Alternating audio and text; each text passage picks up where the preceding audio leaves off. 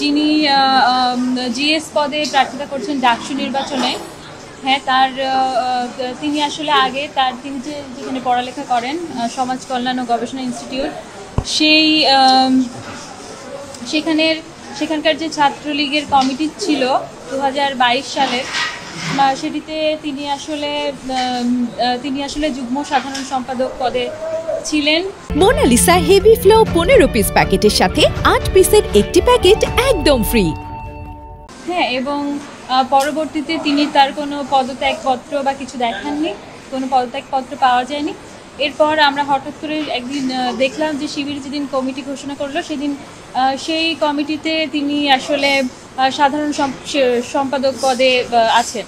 তো এই জায়গাটি হচ্ছে আমার অন্যতম একটি গুরুত্বপূর্ণ বিষয় আমার রিটের। আর আরেকটি সেটি হচ্ছে ডাকসু নির্বাচনের যে গঠনতন্ত্র, সেই গঠনতন্ত্রের 2(a) অনুযায়ী ডাকসুর অন্যতম লক্ষ্য এবং উদ্দেশ্য হচ্ছে মুক্তিযুদ্ধের যে স্পিরিট সেটিকে ধারণ করা এবং সমুন্নত রাখা।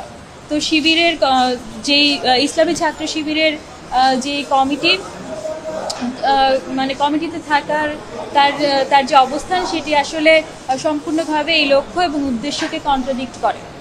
তারা আসলে ঐতিহাসিকভাবেই বাংলাদেশের মুক্তিযুদ্ধকে ধারণ করেন না এবং মুক্তিযুদ্ধের বিরোধী শক্তি হিসেবেই কাজ করে আসছে। তো এটিও আসলে আমার বিষয়। আর এস এম ফরহাদ রিসেন্টলি একটি স্ট্যাটাস দিয়েছেন, তাকে আমি বলবো যে না, আমি বাম জোটের নেত্রী না, আমি আসলে এই সমর্থিত প্যানেলে মুক্তিযুদ্ধ গণতান্ত্রিক আন্দোলন সম্পাদকে প্রার্থিতা করছি।